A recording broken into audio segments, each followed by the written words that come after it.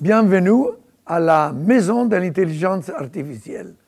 C'est une magnifique institution qu'on a créée avec trois objectifs bien clairs.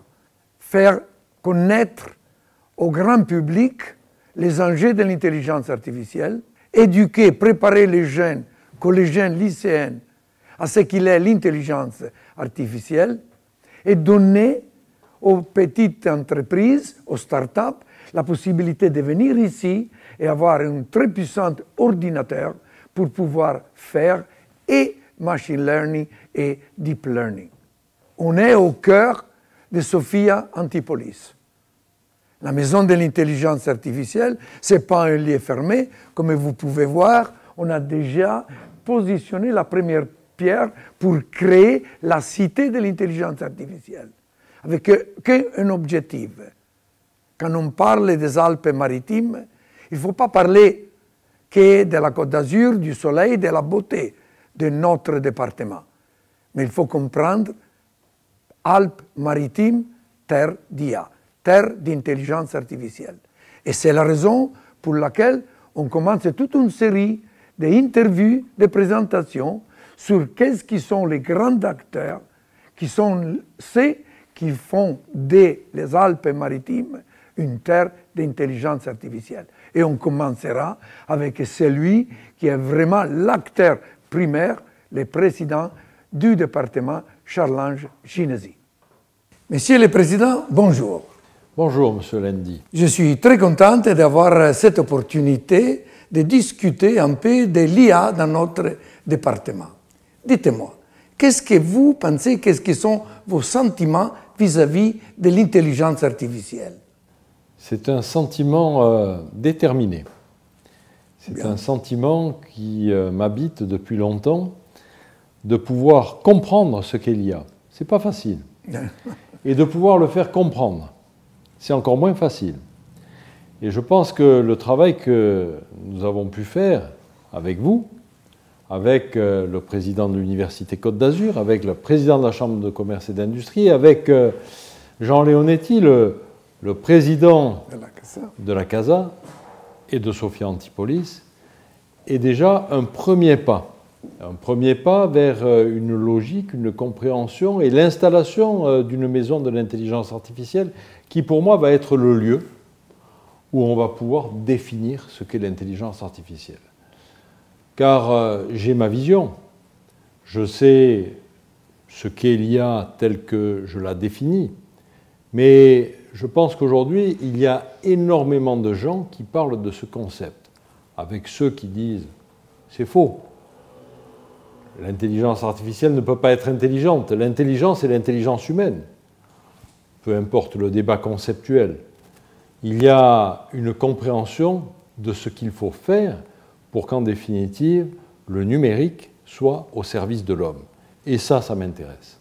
Ça m'intéresse de pouvoir dire qu'il faut stocker les milliards de data, de données, et de pouvoir les utiliser au mieux pour l'homme.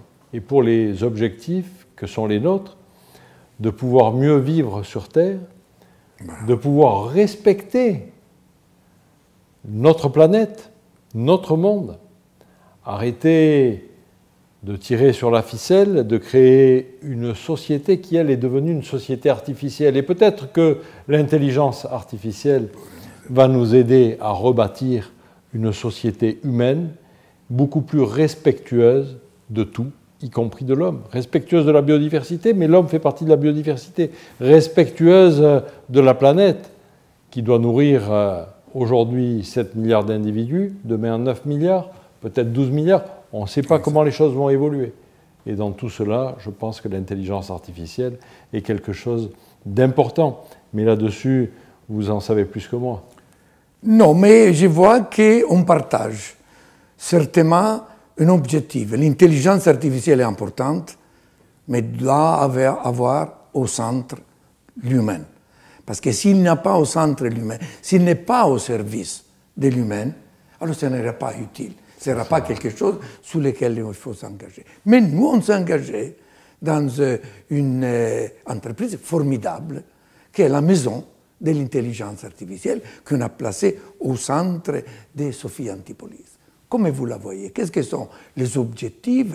Qu'est-ce que est votre vision pour la maison de l'intelligence artificielle? Ma vision, c'est que nous avons dans le département des Alpes-Maritimes une chance formidable, avec un vivier extraordinaire, qui est né il y a plus d'un demi-siècle à Sophia Antipolis, qui a créé déjà un écosystème, sans le vouloir, sans le savoir, qui vit avec une quantité importante de belles entreprises, des entreprises nationales, des entreprises multinationales, internationales, des chercheurs de tout niveau qui vont favoriser ces échanges sur le numérique.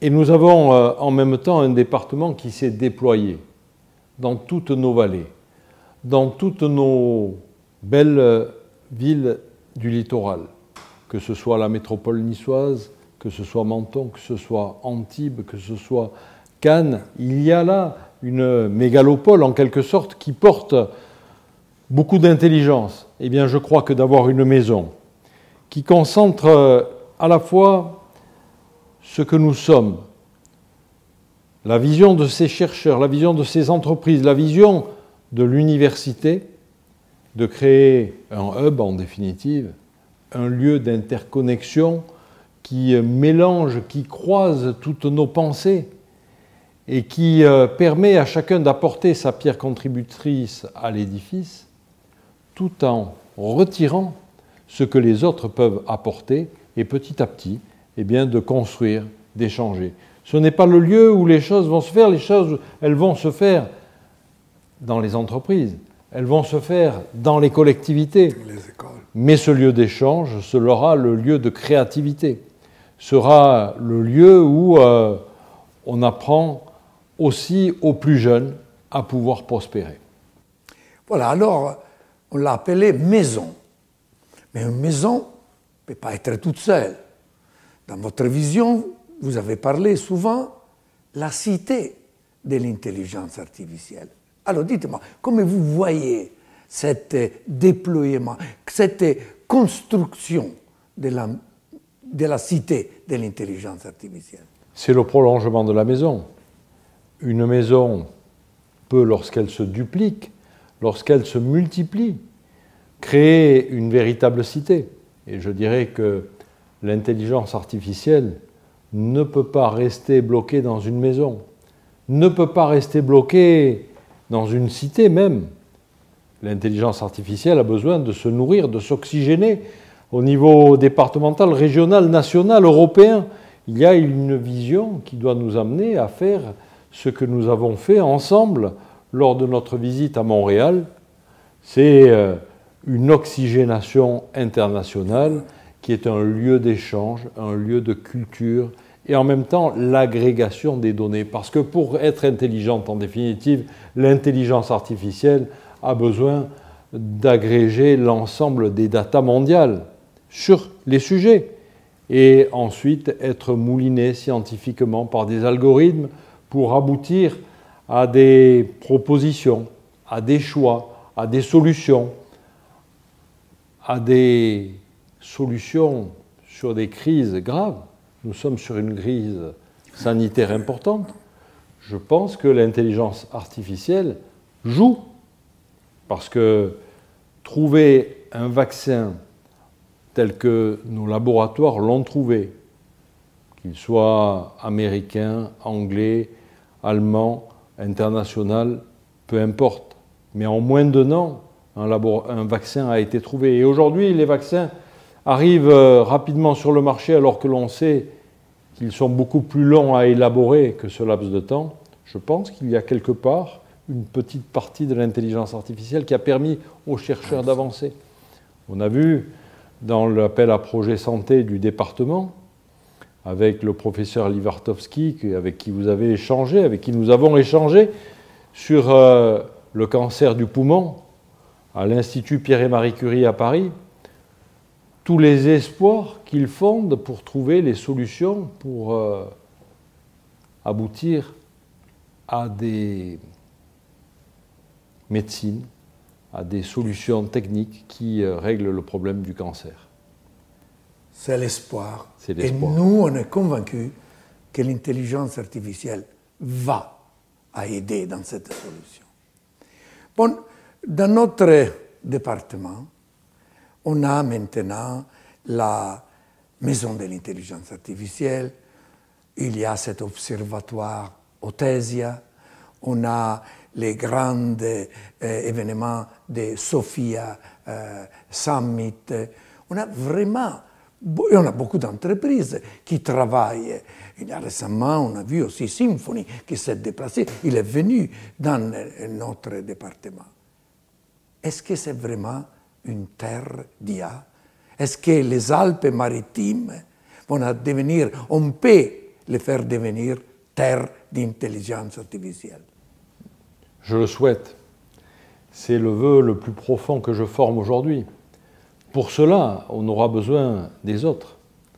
On aura besoin de démontrer que notre capacité à résoudre les problèmes du numérique, notre capacité à inventer les lendemains, sera retenue par nos gouvernants, les gouvernants nationaux. Parce que là aussi, quand on parle d'intelligence et de territoires qui possèdent de la recherche, qui possèdent le numérique, nous voyons bien qu'on n'est pas encore à l'égal des géants. On n'est pas encore à l'égal des GAFAM ou des BATS. Il y a un chemin qui est encore long à parcourir. Et pour le parcourir, on ne peut pas le parcourir tout seul. Il y a donc la nécessité de convaincre nos élus nationaux de faire la démonstration, ce qui a déjà été fait quelque part. Oui. Parce que Sophia Antipolis est connue et reconnue comme étant une technopole de haut niveau. Elle est même connue au niveau européen. Mais l'Europe a besoin de s'organiser. L'Europe a besoin aussi de prendre le pouls et d'avoir une terre d'excellence. Et j'espère que cette terre d'excellence apportera à l'édifice européen de quoi compenser ce qui est né sur le continent nord-américain avec les GAFAM, ce qui est né sur le continent asiatique avec les BATS. Nous avons besoin de nous construire une intelligence artificielle sans avoir peur d'ailleurs de ce qui peut arriver. Les discours sur les craintes que l'on peut avoir ici et là, moi, me laissent un petit peu rêveur. Nous sommes sur une ouverture d'esprit qu'il faut avoir, sans avoir peur de la concurrence qui est toujours stimulante. Et là-dessus, ne pas avoir peur de se retrousser les manches. Il faut d'ailleurs que nos responsables économiques, que nos dirigeants nationaux, européens, nous ouvrent largement les portes des conditions administratives et fiscales pour persévérer et arriver à nos fins et rattraper le petit retard que nous avons. Et quand je dis le petit retard, je sais combien la tâche est immense. Elle est un peu grande. Bon, je voudrais vous remercier beaucoup de votre interview, de votre vision. Et je voudrais aussi ajouter que pour avoir une terre d'IA, pour avoir la cité de l'intelligence artificielle, il faut avoir des bâtisseurs. Alors je continuerai des interviews pour montrer vraiment qui sont les bâtisseurs de cette terre d'IA. Les institutions, mais aussi les entreprises, l'université, mais pas, je voudrais parler de qui sont les institutions en général. Je vais rencontrer les personnes, les bâtisseurs de cette terre d'IA. Merci beaucoup. Merci Marco Lendi.